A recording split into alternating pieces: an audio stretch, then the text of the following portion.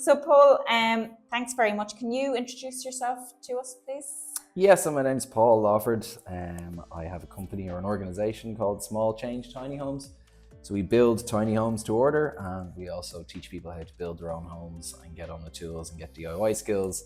And I also live in a tiny home myself. So I was originally in event management and kind of operations management, and 5 or 6 years ago during COVID, when I had saved up to buy a house, basically brick and mortar, had my deposit, but decided maybe I didn't want to go down the traditional route because I didn't like what was on offer, both in terms of the cost long term and the sustainability impact of conventional housing. So I decided to sell all my stuff and quit my job and build a tiny house on wheels, which sounds like a ludicrous thing to do, but it worked out really well for me. So I'm 5 years in that house now.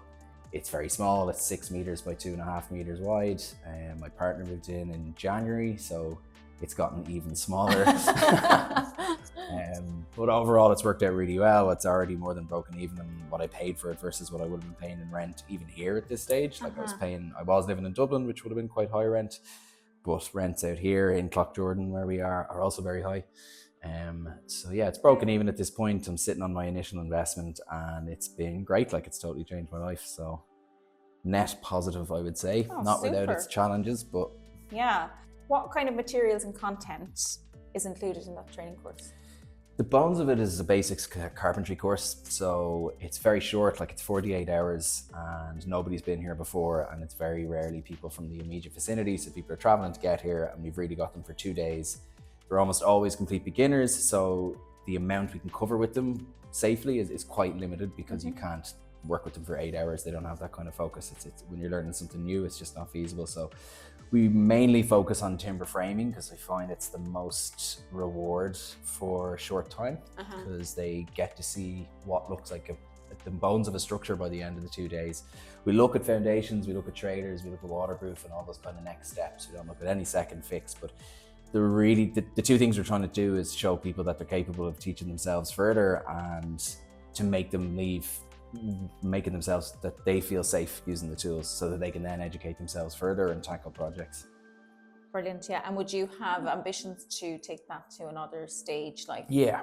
So the plan is to have level 2 courses, but we haven't got there yet, basically. That'd be like second fix then, or not even. It's really just like getting the first 6 finished. Like, they do a frame, so they've got the frame done, and then it will be bringing them through those stages. To be honest, it's a work in progress. I'm not sure. Like, the plans that I've done at the moment are, and last year was our second year really properly doing it. Like, we did 30 people the first year, we did nearly 100 people last year. Wow. And we will hopefully do the same this year. But what we then need to do is basically send people homework for them to complete projects and then come back to us, because it's kind of like guitar camp. Like, you can go to guitar camp for 3 days, learn smoke in the water, but if you don't go home and practice, then you're never going to be able to do anything more advanced. And only about 1/3 of the people that take the course are actually interested in building a tiny house. Like, the other 3/4 are interested in home renovations, or they just want to get handier, or they're doing a camper van. So it's very niche, trying to find people to build their own homes. A lot of the people that are interested in building their own homes have done the course and said, this was great, but I don't think feasibly that I can do this without quitting my job and going full-time into it, which, it's a useful exercise for that alone, really. And did you have any success stories? Did anyone come back and say we embarked on the journey of building? Not yet. Not No, yet. loads of people have built stuff, just no one's fully built their own home yet. Yeah. Oh, no, we've had loads of, like, always getting WhatsApps of people building fences and putting up shelves and sheds and stuff like that, but nothing to the scale of a full home yet. But, it's early days in terms of that. No, it's super initiative. What sustainability features are you building into the training, if any? Have you looked at kind of solar panels or this kind of... We touch on that and water collection, but within 48 hours, we don't have enough. I mean, the thing we're trying to emphasize is that smaller is more sustainable. That's, like, just by principle, even if you're using the same materials as a conventional house, the fact that you've got much less material cost up front, and then your ongoing running costs are a fraction of a conventional house. So it's a bit of a cheat answer, but by their nature, like, smaller spaces are just far more sustainable than a conventional structure.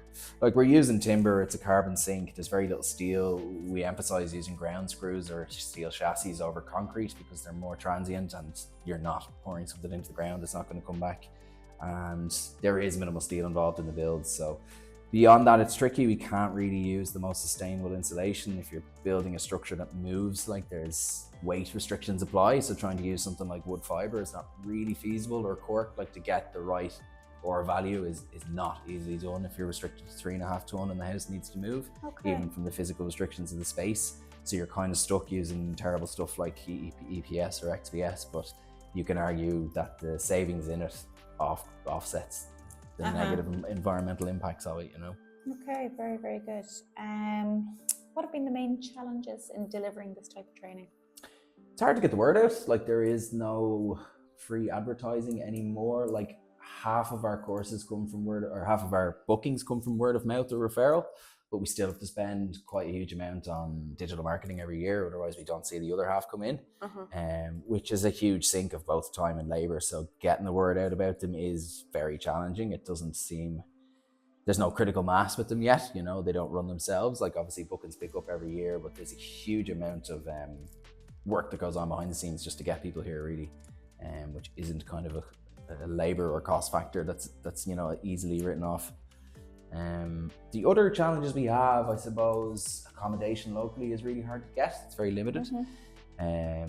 People's time, like we changed it from, we were originally 3 days, but we dropped it to 2 days because people, they just didn't have to focus on the third day, and it became us showing them everything. And generally the way we run the courses, that we show everybody everything for about the first half of the first day, and after that we try to completely step away and let them do everything, and we're kind of there to hold their hand and coach them through it. But we found after 2 days of that, some people would still be full of beans on the third day, but most people weren't, especially depending on their fitness and their age profile. And what has been the profile of learner? It's quite broad. It's predominantly women. I think it would probably be 70% women that do the course, and a lot of that is people that want to get handier at home. The age profile is varied, but it would average in the 40s. Like, we've had some people do it who are in their 70s. Amazing. We've had some people bring their kids who are in their late teens, early 20s, which is always really nice. But it's very broad, and you're generally getting kind of a mix between thirds of, like, a third of people that are doing it for the crack. A third of people are probably doing it because they're about to or have bought a fixer-upper and they haven't a clue about construction, and they're worried they're going to get ripped off by the tradespeople they need to use.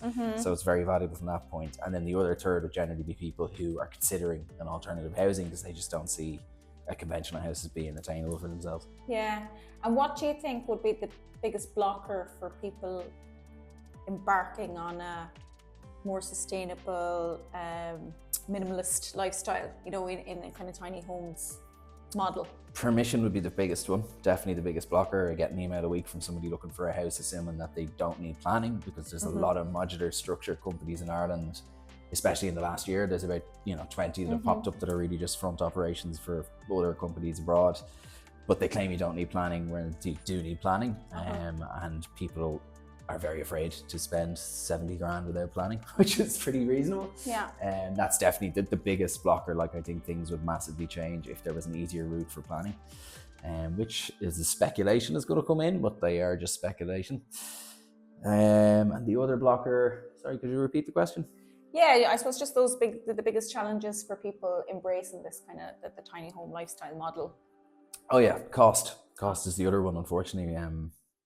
I think 10 or 15 years ago, these houses as timber frame structures were, almost half that of a brick and mortar house, but per square meter, they're not really that much cheaper anymore. Okay. They're really just cheaper in terms of you don't need as much money Right. in total. But I was talking to another company, a guy that was selling up a modular structure company a couple of weeks ago, and that was what he was saying. He was saying when we started, like, we were basically able to completely undercut the market, whereas that's not really the case anymore. Okay. So cost is a huge challenge. Things like everything is just going up, and materials shot up during COVID and after Ukraine got invaded. They never came back down, really, in any kind of tangible way, and they're going up again. So that's concerning, and it's a bit mental, really. It seems like it's tricky. We live in an island, everything's getting imported, so it's very hard for you to force transparency with suppliers other than the timber that comes from up north. But again, that's a problem because the quality is extremely poor, and especially for amateurs, that makes that hard.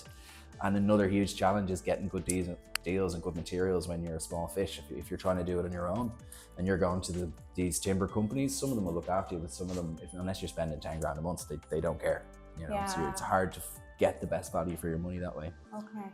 And then if you were to look at the drivers, so for example, people who are stuck in this situation where there aren't any houses on the market that they can afford, where there's a housing crisis, there's a social housing crisis.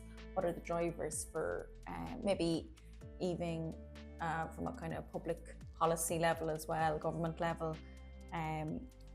What could we say about tiny homes that might influence, I suppose, public policy? What could we say about tiny homes that would influence public policy? I mean, it's a really achievable, financially achievable option for people that is a viable alternative for people. And even if it's a transient one, like some people are abhorred by the idea. You know, there's a lot of people that are like, how dare you try to force me to live in a tiny space, which obviously isn't what I'm preaching. But I think even from a pragmatic point of view, like if you move into a small tiny home or a modular structure in, say, your mid-20s and you live in it for 20 years, you know, you've saved 20 years of rent, you've saved your house deposit, you know what I mean? And it's at a time in your life where that's a lot more feasible. Plus you'll get to live on your own, which isn't a reality for most people ever anymore, you know? When you're describing transient there, are you talking about the tiny home is on wheels or is movable?